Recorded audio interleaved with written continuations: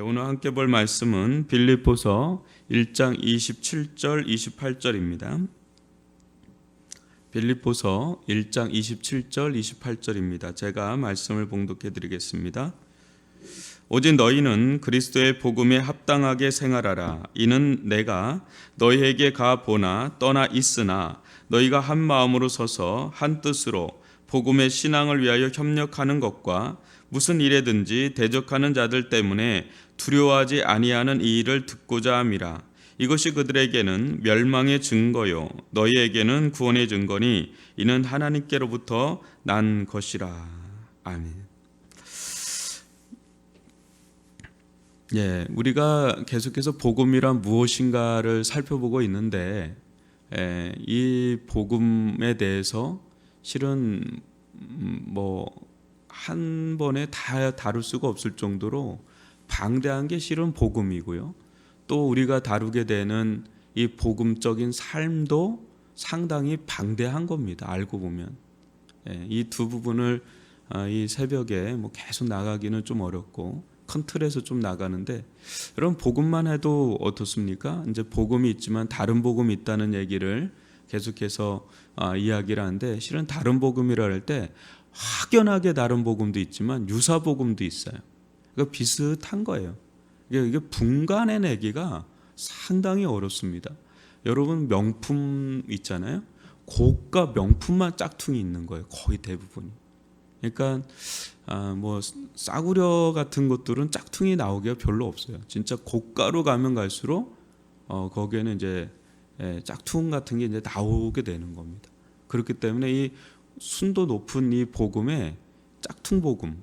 근데 우리가 그거를 분간해내기가 어려울 정도로 아주 유사 복음들이 우리 안에 많이 있을 수 있단 말이죠.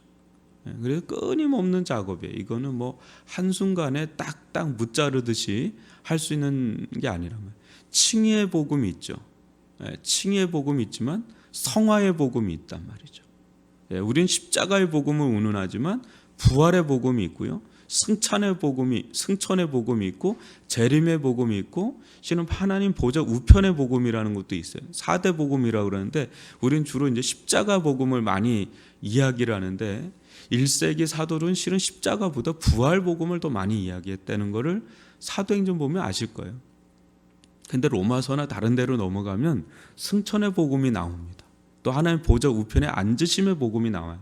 이게 4대 복음이라고 그러는데 거기 이제 종말의 복음이 또 있죠. 재림의 복음도 있고. 그러니까 복음, 성화의 복음도 한번 다루기 시작하잖아요. 방대한 게 또 성화의 복음이에요. 그러니까 이런 부분들을 우리가 면밀하게 알아가는 게 신앙의 길이고 또 삶인데, 또 복음적인 삶이라는 것도 여러분 어떻습니까? 복음적인 삶도 방대하죠. 문화를 어떻게 볼 것이고 물질 생활을 어떻게 할 것이고. 여러분 요즘에 사람들 가장 관심 있는 게 경제입니다. 경제. 근데 그 부분을 복음적으로 어떻게 해석해내고 살아갈 건가? 언어는 어떻습니까? 언어 생활만 해도 상당히 많잖아요. 또 사람들과의 관계, 일, 여러 가지 우리의 삶적으로 들어가면 이 부분이 상당히 많은 것을 볼 수가 있어요. 근데 큰 틀에서 보자면 팀켈러의 어떤 문제의식을 지난번에 좀 나눴지만 한번 보세요. 이 복음이라는 게 있고 또 삶과 사역이라는 게 있지만 그 중간에 이 문화, 이성, 정통 그 외에도 어떤 복음과 우리의 삶 사이에 뭔가 깔때기 역할을 하는 게 있다라는 것을 계속해서 여러분들에게 좀 이야기를 하죠.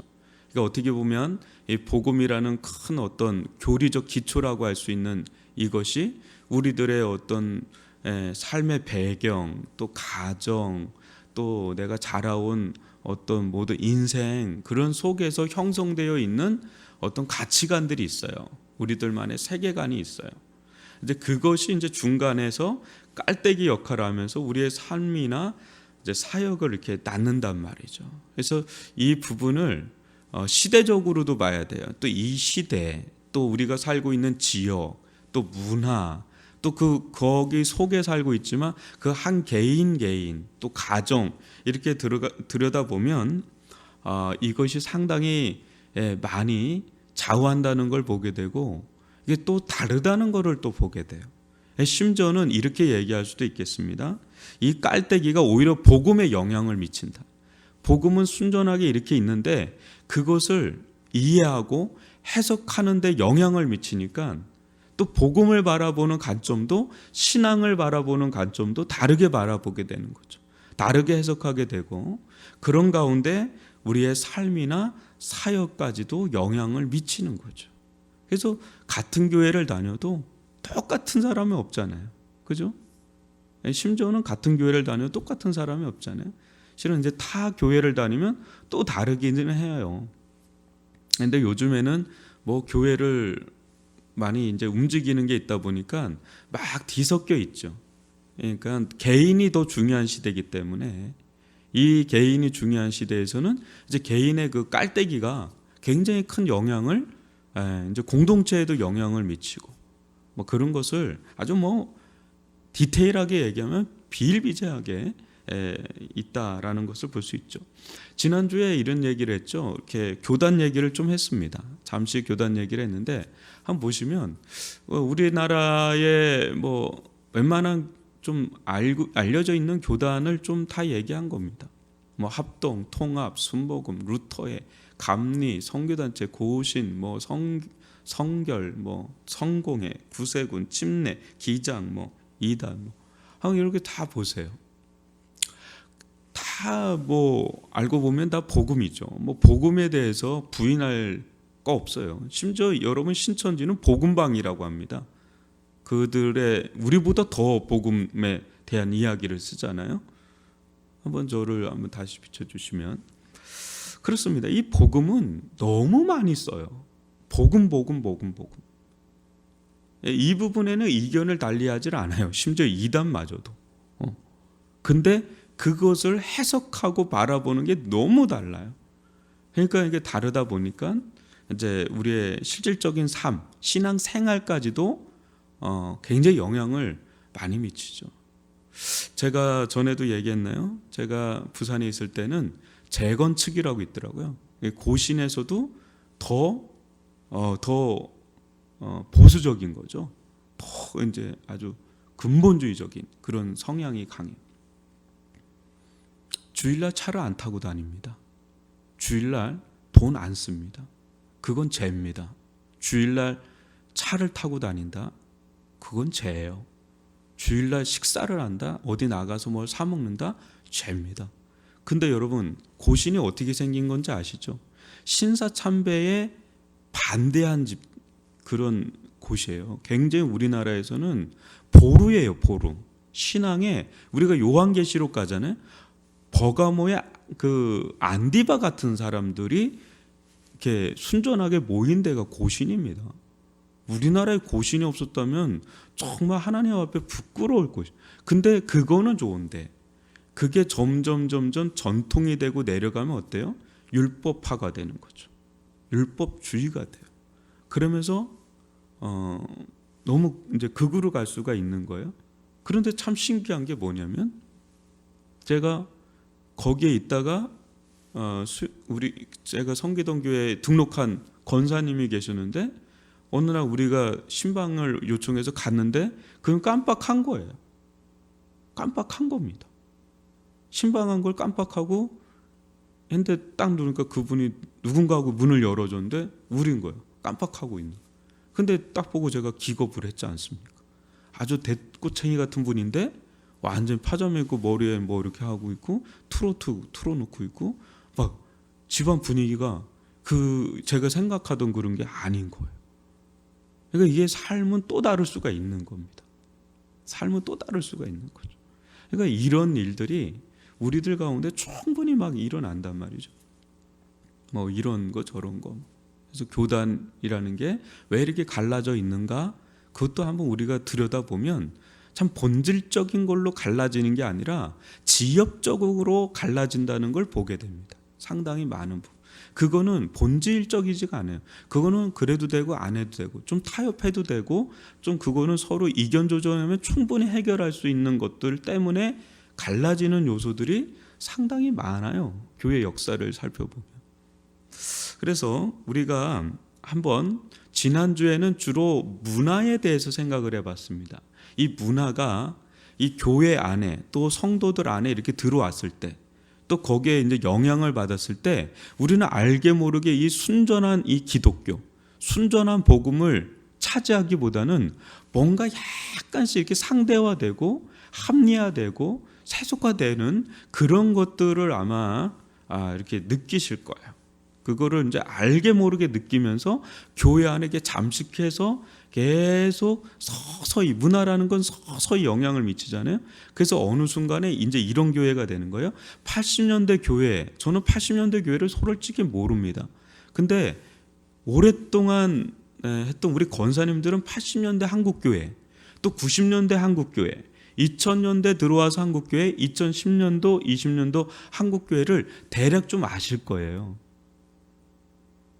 근데 제가 느껴도 90년대에 있었던 제가 느껴도 지금 30년이 지난 지금은 너무 달라도 너무 다른 어떤 문화, 또 교회도 너무 달라져 있는 것을 보게 됩니다. 그걸 너무 부정적으로만 보지 않습니다.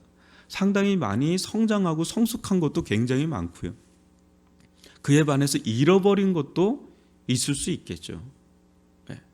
이제 그런 것들이 이제 문화의 어떤 영향이다라는 것을 지난번에 여러분들에게 얘기했어요. 거기서 찰스 테일러의 얘기가 참 중요한데, 이 사람이 이런 얘기합니다. 문화라는 건 어느 순간에 이론으로 시작했다가 어느 순간부터 상상의 세계로 넘어간다. 이게 뭐냐, 상상이 우리가 말하는 상상이 아니라 공동체적인 함의를 이룬다는 거예요. 처음에는 어떤 사람이 이론을 냅니다. 근데 그 이론은 그렇게 영향을 미치지 않아요. 근데 그게 알게 모르게 시간이 지나면서 사람들 가운데 문화에 젖어들어요.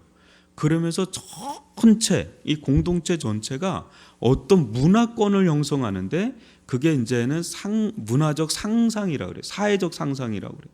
이제 그걸 형성하게 되면 거기에 사람들은 당연히 그렇게 받아들이게 되는 거예요. 당연히 그런 거예요. 그게 이제 문화의 힘이라는 거죠. 사회적 상상을 연대를 이루어져 가는. 즉 우리는 2020년을 살고 있습니다. 끊임없이 이제 유튜브, 넷플릭스 끊임없이 플랫폼의 어떤 영역들이 치고 들어오면서 굉장히 웹툰이고 뭐고 이제 어마어마하게 이 10대, 20대서부터 형성돼서 자라온 세대들이 어느 순간에는 이제 당연한 어떤 문화권 속에 우리가 노출되게 되고요. 그럼 기성세대도 영향을 미쳐요. 어제도 존니라고 하는 주식, 거의 우리나라 고수죠. 그 사람이 그런 얘기예요. 미국에서 활동하다가 한국에 왔는데, 한국이 일본처럼 가면 안 되겠다. 일본이 이제 막 세락세로 갈 때 TV에 가장 많이 나온 게 여행과 먹방이었다. 저렇게 가면 안 되는데, 이 사람은 제가 볼 때 믿는 사람은 아닐 것 같기도 한데, 하여튼 경제적인 관점에서 보는 거예요. 그러니까 우리나라 그 문화가 그대로 들어가 있잖아요. 이제 그거보다는 이 사람은 주식에 들어가라 이런 쪽의 얘기예요. 여하튼 간에 지금 그런 그런 문화가 우리들 가운데 굉장히 영향을 미치고 있잖아요. 근데 우리도 그런 영향을 받잖아요. 신자들도 그냥 여행하고 먹고 이런 게 이제 우리의 이제 문화에 들어가서 영향을 미치지 않습니까? 그러니까 그런 부분들을 이야기하는 거죠. 근데 그런 거에 깔때기가 되는 거죠. 일종의. 이제 그게 깔때기가 돼서 이제 우리 신앙 자체도 영향을 받죠. 그게. 근데 또 하나가 있습니다. 근데 세상에 살아갈 때는 이제 그렇게 영향을 받는다 그랬어요. 물론 복음의 영향을 받고 신앙의 영향을 받아요. 근데 그거에만 순전하게 영향을 받는 게 아니라 문화에도 영향을 받으면서 세상살이를 살아간단 말이에요. 근데 교회 안으로 들어오잖아요. 교회 안에서는 두 가지 영향을 받아요. 계속해서 이야기하죠. 율법적인 영향이냐, 아니면 세속적인 영향이냐, 아니면 복음적인 영향이냐. 이것도 교회 안에 삶에서 영향을 미칩니다. 그래서 교회, 복음인가 전통인가, 이 대목을 한번 제가 읽어드리겠습니다. 교회가 세운 구조와 프로그램이 복음적인지에 대한 고민이 있어야 교회 전체를 복음화할 수 있다. 우리 교회의 봉사와 공동체 세우기, 교육, 그리고 그 밖의 모든 활동은 복음 메시지의 자연스러운 열매 맺음인가, 아니면 복음 메시지와는 별 상관없는 그저 교회 문화 안에서 당연하게 자리 잡은 것들인가라는 거예요. 이게 팀 켈러가 하는 얘기인데, 이 대목도 한번 잘 보세요. 우리가 이제 교회 밖에서 일상의 삶을 살아갈 때 그냥 당연하게 문화권, 그 세상 문화 안에 자리 잡은 것을 당연하게 그냥 받아들인다 그랬잖아요. 어느 순간에 교회도 마찬가지예요. 교회가 설교 따로 우리 신앙생활 따로가 될 수 있는 게 굉장히 많아요. 저는 이런 고민을 굉장히 많이 했었습니다. 신앙생활하고 또 사역을 하면서. 그러니까 메시지는 막 이렇게 나가는데 현장에서 사역을 섬기지 않습니까? 교육자로서 또 목회자로서. 그럼 현장으로 넘어가면 너무 강력한 교회 문화가 있어요. 교회 문화가 있어요. 세속의 영향을 받은 것도 있지만 교회가 오래되면 오래될수록 전통이라는 게 생깁니다. 그 전통이라는 깔때기가 너무 강력해요. 그래서 강단을 무색해 할 정도로 강력한 그 전통의 깔때기가 전도면 전도, 사역이면 사역, 봉사면 봉사, 이런 것들이 너무 강력한 진영을 형성해서 실질적인 영향을 미치는 것을 너무 많이 봅니다. 그러니까 교회처럼 또 안 변하는 곳이 없습니다. 너무 강력해요. 그래서 우리가, 여러분도 보시잖아요. 이 코로나19 가운데 교회에 대한 이야기들이 참으로 많았습니다. 그 안에 들어가면 복음이라는 게 있을 거예요. 근데 복음도 있지만 실은 뭐가 있을까요? 그 공동체가 고수하고 있는 뭔가가 있는 겁니다. 그게 코로나하고 딱 걸렸을 때 굉장히 거부 반응을 일으키는 공동체가 있을 수 있고요. 우리는 뭐 그래도 저래도 우리는 뭐 그냥 나간다, 막 나간다 하고 나가는 그런 교회, 또 어떤 기독교 단체가 있을 수 있고, 우리는 아니다, 정부의 그 지침을 절대로 따라야 된다, 확 그렇게 또 가는 데가 있을 수 있고요. 그 중간에서 또 왔다 갔다 하면서 이렇게 가늠하는 교회들도 있을 수 있고요. 뭐의 차이일까요? 복음에는 다들 대동소이하게 동의할 겁니다. 그러나 이제 복음을 받아들이는 깔때기에서 이제 차이를 내면서 이제 우리 실질적인 삶에 영향을 미쳐요. 제가 가장 우려스러운 거는 저도 그렇고 또 우리 성도들도 그렇고 이 시대 사람들도 그렇고, 자기가 고수하는 걸 평생 믿다가 주님 품에 안기는 그게 제일 두려워요. 이게 맞다라는 너무 확고부도한 종교적 신념, 그게 복음인지 아닌지, 복음적인 건지 아닌지에 대한 고민 없이 근데 내가 해왔던 어떤 경험, 전통, 해왔던 그것으로 꽉 차 있어서 도저히 거기서 깨트리지 못하고 벗어나지 못하는 그런 부분들이 가장 우려스러워요. 우린 그런 것들을 보지 않습니까? 오래되면 오래될수록 아주 그 형성되어 있는 강력한 진영이 있어요. 그런 것들이 참 사람을 무섭게 만든다는 것을 여러분들은 크고 작게 보실 거예요. 와, 어떻게 저렇게 사람이 저렇게 형성될 수 있을까? 평생을 강단의 설교를 듣습니다. 새벽에도 나오고 수요 예배, 금요철야, 주일날 다 나옵니다. 다 듣습니다. 근데 그것과 전혀 다른 거예요. 메시지와는 전혀 다른 사람으로 형성돼 있어요. 과연 뭐가 더 중심에 있나? 팀 켈러는 그걸 우상이라고 불러요.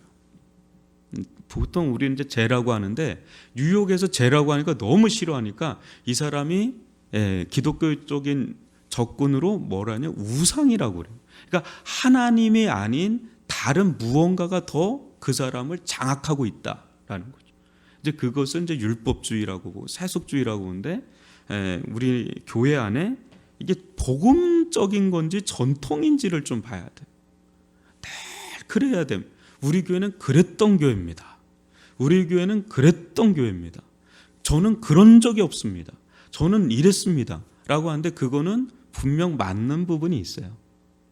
그렇지만 율법이 잘못된 게 아니라 어떻게 보면 율법주의가 더 무서운 거예요. 율법주의. 그 율법에서 하나님의 마음을 우리가 끄집어내지 못하면, 발견하지 못하면 율법은 굉장히 행포를 부려요. 어느 순간부터. 그래서 우리는 이 속에서, 이 교회 안에서 우리가 대화를 하고 또 관계를 맺고 봉사를 하고 이 모든 거에 있어서 이 복음적인 게 뭔지에 대한 끊임없는 이 공동체를 어떻게 세워야 되나, 교회를 어떻게 바라봐야 되나, 또 전도와 사역과 봉사와 교육이나 이 모든 것들을 우리는 어떻게 바라봐야 되나, 이 부분에 대한 복음적인 고민들, 또 사고들, 충분히 그게 복음적이지 않으면 충분히 내려놓을 요량이 있는 그 유연함, 또 열린 마음, 그런 것들이 우리들 가운데 굉장히 필요하다는 것을 보게 되죠. 그래서 한번 처음에 이 부분을 다시 한번 보면 이 문화에 대해서 조금 간단하게 좀 생각을 해보겠습니다. 한번 보세요. 이 문제가 이제 미드레어 부분에서 일어난다는데, 문화를 대하는 그리스도인의 모델이 크게 5가지가 있다 그래요. 한번 첫 번째를 보면 문화와 대립하는 그리스도로 바라보는 이런 관점이 있습니다. 이것은 반문화주의라 그러는데, 세상의 어떤 문화는 제약되다 하고 그렇게 확 그냥 거기에 대해서 딱 나와버리는, 그러니까 세상으로부터 거의 딱 떨어져 나오는 어떤 그런 분리 모델이라고 하는데요. 이런 공동체가 있어요. 그 뒤에 한번 넘겨주시면 대표적으로 미국의 아미시 공동체예요. 한번 여러분 봐도 좀 이상하죠. 21세기를 살아가는데 이 사람은 마차를 끌고 다닙니다. 그리고 자기들 옷을 한번 보세요. 이게 미국에 지금 있는 공동체예요. 근데 이 공동체를 그냥 저를 좀 보시면, 이 공동체가 아예 잘못됐느냐? 팀켈러는 그렇게 보지 않아요. 이런 부분이 없지 않아 있어야 된다. 이제 이 사람들하고 얘기하잖아요. 그럴 만한 이유가 있어요. 성경적인 근거가 있어요. 근데 그거 하나만 통합적으로 보지 않고 그거 하나에 꽂혀서 들어가는 거예요. 그럴 때 그들은 아직도 17세기의 삶을 삽니다. 전기 같은 거 안 쓰고 그 자기들만의 공동체를 형성해서 거기서 자녀를 낳고 그렇게 살아요. 근데 이 공동체가 얼마 전에 굉장히 주목을 받습니다. 어떤 구구주의자가 이 사람들을 죽여요. 근데 이 부모들이 용서를 합니다. 대단한 겁니다. 대단한 그걸 하면서 굉장히 주목을 받게 됩니다. 세상적으로. 그러니까 저게 굉장히 잘못된 부분이 굉장히 많죠. 근데 긍정적인 부분도 있어요. 근데 저런 공동체가 있다는 거. 우리들 가운데는 아까 말한 아까 재건주의 같은데, 근데 거기는요 또 다르게 굉장히 민족주의적인 게 굉장히 강합니다. 통일을 향해서 굉장히 깨어 있어요. 우리가 비교할 수 없을 정도로 그쪽에 사역에 깊이 들어가 있어요. 그러니까 그런 부분 되게 긍정적이죠. 두 번째는요, 조금 더 완화된 거예요. 한번 그거 보여주시면, 그리스도와 문화의 역설이라고 제가 써놨는데, 그리스도인이 성가 속의 두 영역에서 살고 있다고 보는 겁니다. 조금 저 부분은 이제 첫 번째 부분 완전히 분리됐다고 보면, 이 부분은 이원론이에요. 그러니까 세상은 저런 거고 교회는 이런 거고, 그래서 이런 가운데 있는 사람들이 약간 어떻게 흘러갈 수가 있냐면, 교회에서는 이렇게 생활하고 세상에서는 세상의 방식대로 살아갈 때가 있어요. 이원론적으로.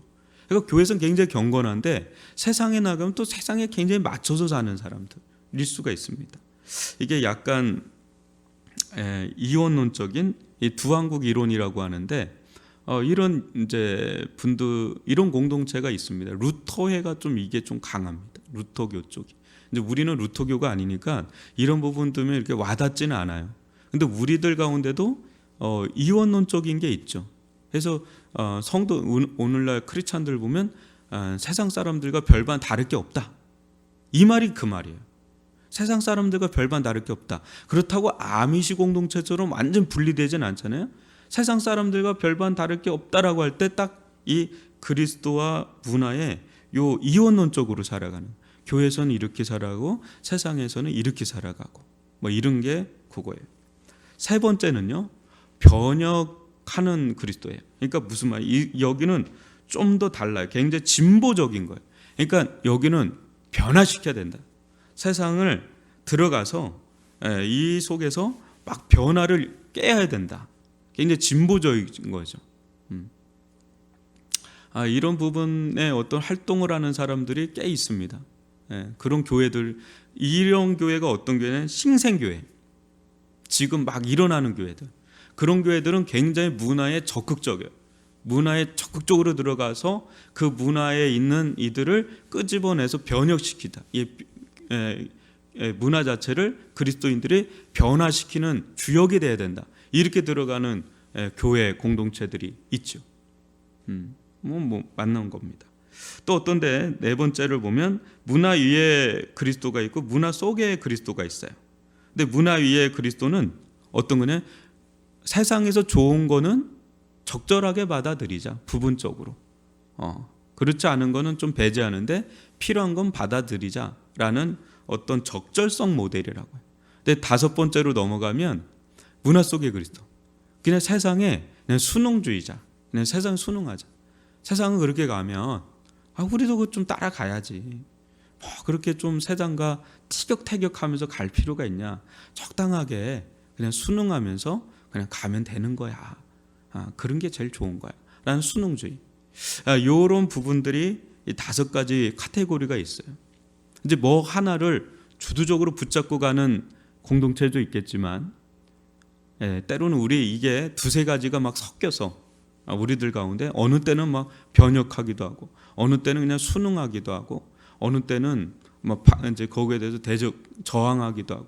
팀 켈러 목사님이 가장 좋게 보는 거는 공감해야 될 부분은 공감하고 저항해야 될 건 저항해야 된다는 그런 이야기들을 참으로 많이 합니다. 그래야 그리스도인들이 세상에 영향을 미칠 수 있다라고 보는 거죠. 그래서 여기서 이제 분별력이 그래서 많이 필요해요. 근데 우리들 가운데 뭐는 좀 공감하고 그래야 세상과 소통이 이루어지지 않겠어요? 연결도 되고. 근데 거기에서 무조건 연결가 되고 소통만 되면 어느 순간부터 그냥 세속화가 되니까 거기서 저항해야 될 영역이 나오죠. 그 부분에 대해서는 또 저항하면서 기독교만의 문화를 형성해서 나가는 것. 이게 이제 문화를 대하는 그리스도인들의 모델 다섯 가지다. 이것을 보면 우리가 이제 어떻게 받아들이고 있는지 또 보게 되는 부분이 있습니다. 그래서 이 부분을 여러분들이 한번 이 세상의 어떤 문화를 나는 어떻게 취하고 있는가 한번 이제 이 다섯 가지 카테고리로 한번 우리들을 보고 또 교회를 한번 보고 교회가 어떤 방향으로 나가는 것이 옳은가 이 부분을 조금 더 고민하시면 좋을 것 같습니다. 오늘 이 들은 거 가지고 기도하다가 나가도록 하겠는데요. 여러분 어떻습니까? 우리 세상을 바라보는 우리 시각도 그렇고 또 교회 안에서 이루어지고 있는 것들을 과연 우리는 어떻게 보고 있는가? 이 부분을 또 계속해서 좀 다뤄보도록 하겠습니다. 이 부분을 여러분들 계속 마음에 두고 염두에 두고 좀 나를 돌아보고 또 공동체를 돌아보고 한국교회를 한번 돌아보시면 또 다르게 보이는 지점이 있습니다. 그 은혜를 누릴 수 있게 해달라고 우리 기도하고 자유롭게 돌아가도록 하겠습니다.